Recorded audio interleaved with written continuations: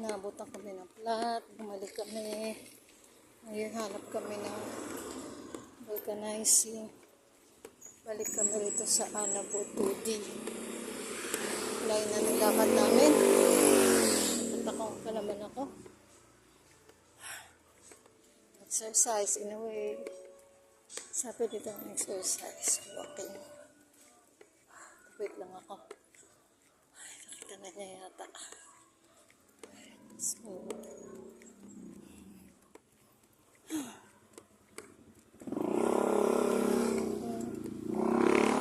Hirap pag ganito. Sabi pala nag-grabber issues ako. Exact, alam niyo ba guys? Habang nagbibiyahe kami, nag-pray ako, Lord, tinatawag niyo po kami sa aming biyahe. Saan po naman kasabahin namin nagbibiyahe ngayon?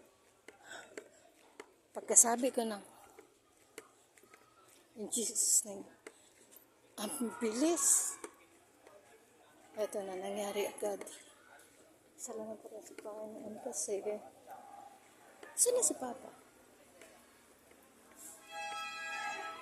Saan na?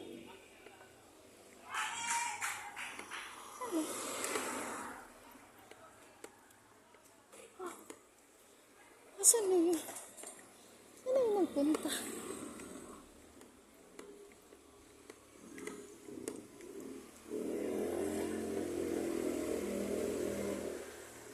Bigla na wala.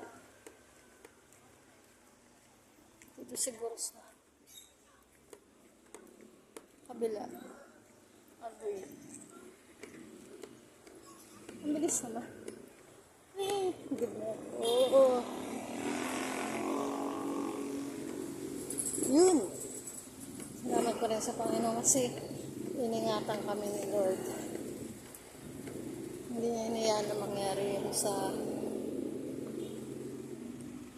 naku, nagtutulak pa rin ang asawa ko.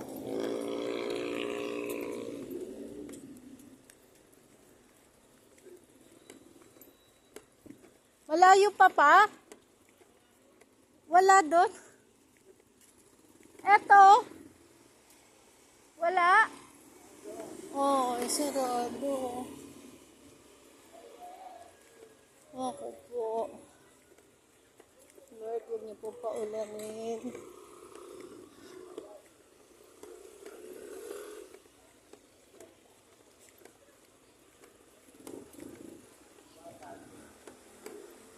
Natingnan ko dito sa Our Lady of Fatima.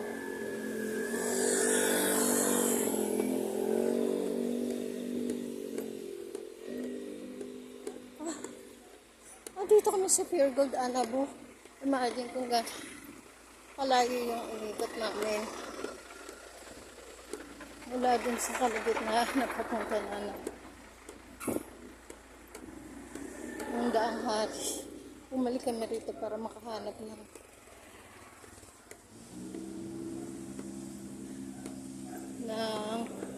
vulcanizing. Pagdating namin dun sa vulcanizing, sarado. Ito, hanap kami ulit kung saan meron. Lord, meron na.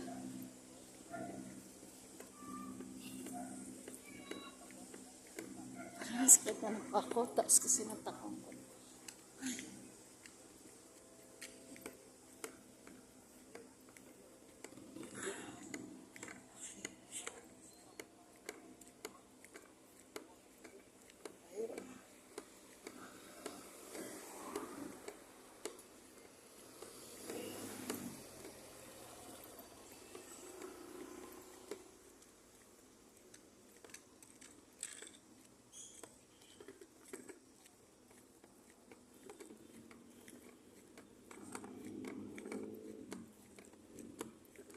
Mas baka pa.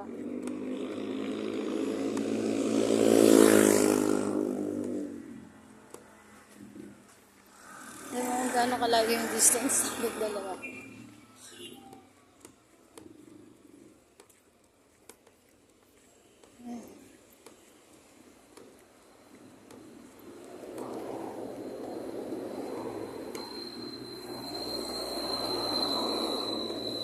Kaya rito meron. Sabi niya kanina sumakay na daw ako. Ayoko naman siyang iwan. Nang ganun yung katayuan niya.